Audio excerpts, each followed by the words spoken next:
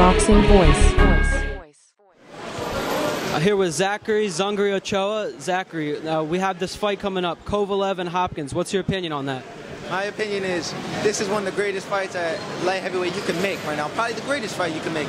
Because who you got? You got a legend, Bernard Hopkins, still fighting at almost 50 years old. Then you have Kovalev that's crushing everybody like his ring name, crushing everybody. So when these two guys collide, it's going to be a great fight.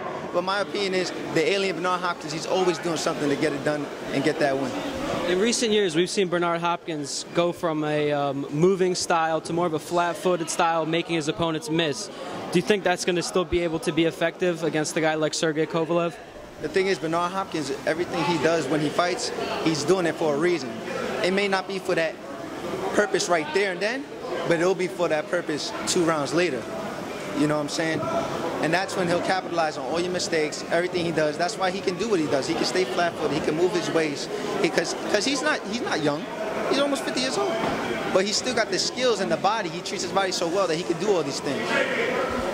Now, if Kovalev has a shot to win, it seems like it would be boxing and not trying to take Bernard's head off. That seems like what Bernard specializes in, is fighting guys who, you know, when they try to knock him out, he makes them look silly. Guys like Murat and Shumanov.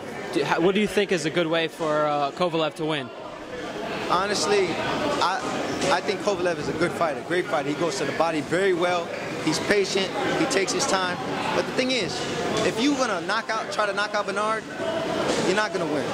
If you're gonna try to box Bernard, you're still not gonna win, because how are you gonna outbox a smart guy like that? So basically, I'm not really sure how Kovalev's gonna do it, but I'm sure he got a game plan in his training camp. Switching gears a little bit, we just watched the Rios versus Chavez fight. I got to get your opinion on that.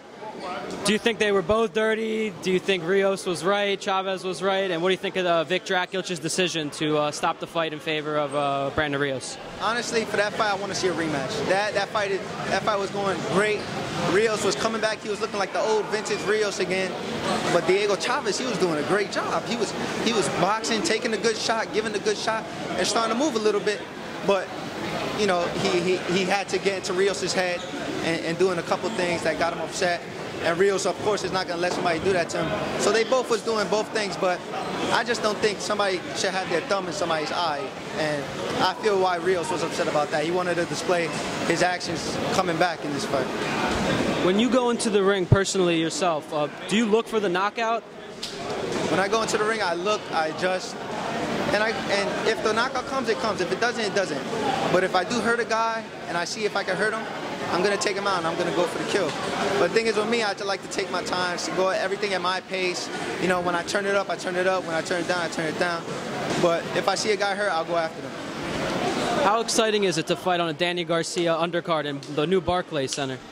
It's really exciting. This is my second time fighting on Danny Garcia's undercard. He's a good friend of mine. He's a world champion. And it's going to be a great show. You know, it's going to be a great show. Saturday, a lot of people are going to come out. Hopefully you're there, everybody's there. It's going to be amazing. I can't wait to fight. I can't wait. One last question.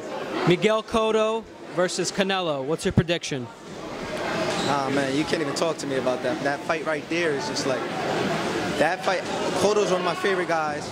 Canelo's one of my favorite guys in boxing. And these two guys get together, it's just going to be a bomb. It's just going to be a bomb. Mexican versus Puerto Rico, Puerto Rico versus Mexico. It's going to be crazy. You got Cotto, who just beat Sergio Martinez, the champion in middleweight. And then you got Canelo, strong, young, upcoming, one of the biggest superstars, biggest superstars in boxing. So it's going to be a beautiful thing. If they fight, I better be on that undercard. Thank you so much, Zachary Ochoa. Look forward to seeing you August 9th. Josh. Yeah.